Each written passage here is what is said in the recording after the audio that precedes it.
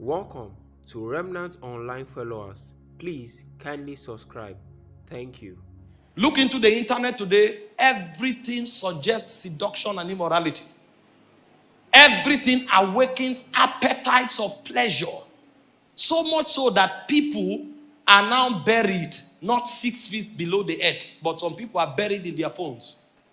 The phone has become a grave. And they are locked in there from morning till night, day after day, not necessarily doing anything productive, but just feeding the appetites of the flesh. Because pleasure is a weapon the devil is using. And the whole idea is to deaden a generation until they can no longer pick the frequencies of God. And if they can't pick the frequencies of God, they cannot participate in God's agenda. However, our existence matters to the degree that we participate in God's agenda. You will find many people, their faith will be paralyzed because of the things they are hearing. Any news platform you turn to, you hear a negative story. In fact, in our world today, negative news trends. If you want trend, just get a negative news. No matter how powerful a positive news is, it will never go viral. It's only negative news that goes viral because demons are fertilizing it to create fear in the heart of men. And so a man who wants to manifest the faith of the Son of God, he must create an insurance system around his soul. Don't know too much to fear. Some people know too much, and that's why they are afraid. They tell them unverified stories, they accept it, and they propagate it. The devil will create structures to paralyze people, and it's in everything. Ask most people who are in school today. They already know that when they graduate, the first 6 years, there will be no job. They already know. So they are not even trying to exercise their faith. They know. Then what is the place of divine speed? What is the place of divine favor? What is the place of time and chance happening to them all? But if you adopt fear, you paralyze your faith. If you adopt fear, you weaken the potential of your faith. So a man who wants to manifest the faith of the Son of God must know what to do to remove fear from his life. Remove fear. And the quickest way to remove fear is not to expose yourself to negative news. Expose yourself to the good news, which is the gospel of Jesus Christ. If you saturate yourself with the word, even if there is problem, you will tell yourself, my story is different. There are many ladies who are not married and they tell them, you are 33? May God have mercy. 33? Marriage is not a function of age. It's a function of favor. It has nothing to do with age. It has everything to do with favor. Some people have the best marriages at 37. Some at 38. Some at 40. But if you allow fear enter you, you will be shocked that you will move from 32 to 33 to 34 to 35 to 36 and you will die of depression. You may even commit suicide. I'm not saying you should marry late, but what I'm saying is wherever you are, when God comes for you, it can be glorious. Never allow fear dominate you. It's a strategy of the devil to stop a generation from walking in faith. You say you are a pastor. When you are learning and growing, people will undermine you. People will write you off. You'll be offended. When you now grow and you think you have come into rest, that's where you'll see betrayal. You'll see envy. You'll see jealousy. You'll see witchcraft. You'll see backbiting. If you allow your heart to be corrupt, life will stop flowing. And so the reason many don't manifest the faith that makes them stars in their generation is because of offense. Listen, if you want to grow God in you, forget what the devil and men are doing. I'm telling you why many are not powerful. I'm telling you why many are asleep. Some people left ministry out of offense. Some left business out of offense. Some left leadership out of offense. And the devil knows. He will gather 2-3 people. They will gossip you. They will talk about it. You will go home. You will lie on your bed. You roll to the left. You roll to the right. It doesn't mean anything. You know what you do if you want to grow God? Tell yourself, they should keep talking. The more they talk, the more I'm charged. The more they talk, the more I'm motivated. Nobody and nothing can get me offended. If you think you will get me offended out of this ministry, you are a joker. Keep talking and watch me make impact. They go and stand up. They say, look at you, you are proud. Look at you, you are ambitious. Look at you, you are arrogant. Keep talking. Because you want to talk, I'll give you many things to talk about. And so when you talk, sometimes I will deliberately come and give you another assignment. What you don't know is that while you are yet talking, those you are talking about are going forward. They are going forward. Go and check. Those who talk about people go nowhere. They talk and remain there and talk and talk and talk until 10 years later, the people they are gossiping, when they are passing, they bend down and greet them because levels have changed. It has changed. Ask those making impact, they will tell you. Sir Prosper, the first time you organized your concert, did your friends not say you are ambitious? Did they not look at you and say, what is he feeling like? He thinks he's better than us. Where are they today? When you talk against people, you talk yourself down. But when you focus on your destiny and you don't care about what men are saying, when they speak, you say, throw your best shot. Nothing can pull me down. For greater is he that is in me than he that is in the world. He said, if we are born of God, you have overcome the world. I know those are the elements of the world system. So I don't care. I don't care. I don't care. I don't care. Anybody who means you well of you will call you in love and advise you. Anybody who chooses to go talk behind you, he just wasted his time. The more he talks, the more you make impact. The more you talk, the more they make impact. And a point will come, God will allow them to be alive to see what he will do with your life, to humble them. Somebody's life will humble somebody.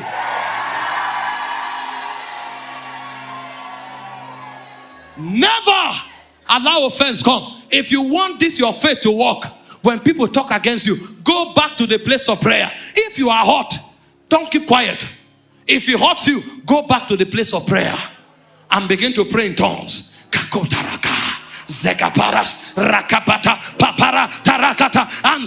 As you are praying, a point will come, the presence of God will descend and it will heal you. If that doesn't happen, go and carry scriptures. Don't allow anything take root in your heart.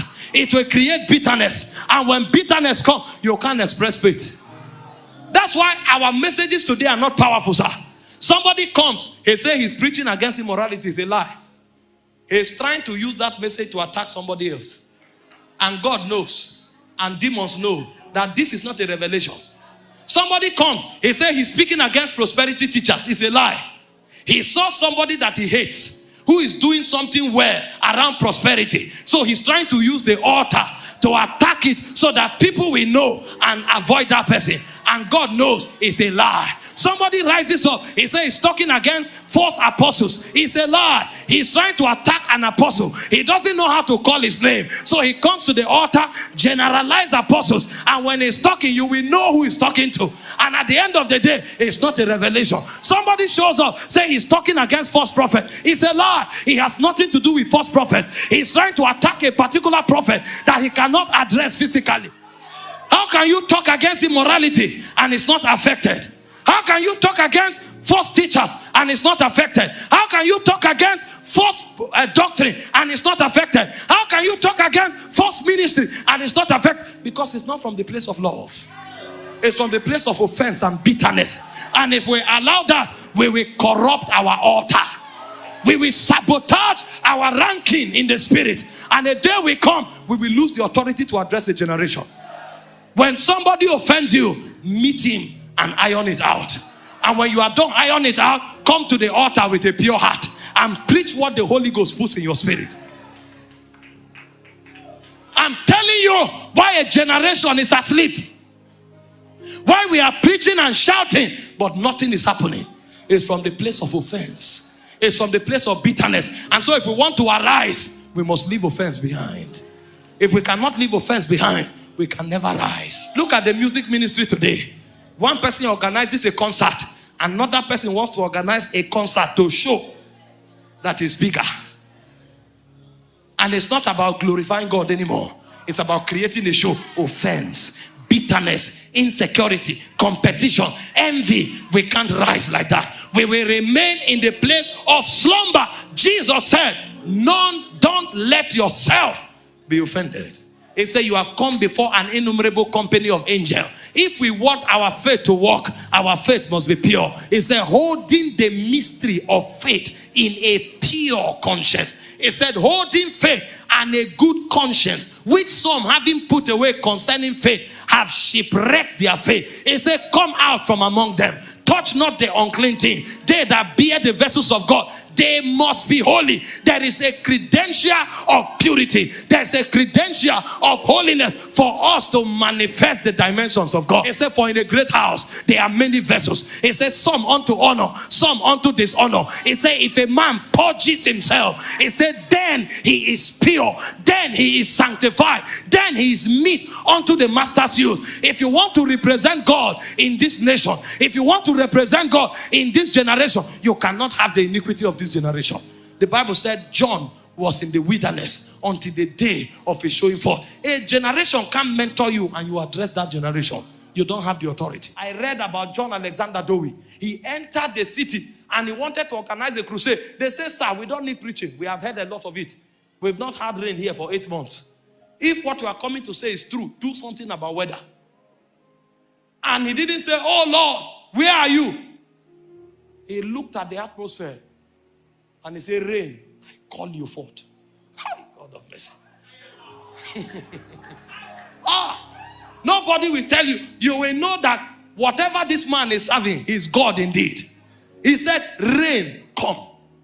And while he was yet talking, the weather began to change. When I started traveling ministry, they told me some territories are hard. You have to be careful. There are some places you go to, demons will embarrass you. I say, really? They say if you go to some places and you pray, heaven will be closed. You will need to pray and fast for heaven to open. I say, really? Well, then I don't need open heaven. Because when I come, I am God manifested in bodily form. When I come, heaven comes. When I come, the presence of God comes. When I come, the power of God comes. When I come, I am the revelation of the open heaven. Because heaven is not a place. Heaven is where God is. And if God dwells here, when I show up, a dimension of heaven shows up. So I'm not looking for a heaven to open. When I come, I open the heavens. Awake, thou that sleepeth. And he said what? Christ will give you light. Your manifestation is at the mercy of the light you carry. He said the glory of the Lord shall cover the earth as the waters cover the sea. What do you think is that glory? It is men who have risen in revelation. Men who have risen in understanding. Everywhere we go, we bring the glory. We bring the presence. We bring the power. It is called the faith of the Son of God. But the church is asleep. We can't know this. You know why we can't know this? Because this kind of faith has a protocol. It has a protocol. And until a generation understands that protocol, they will not walk in it. It's not a wishful talk.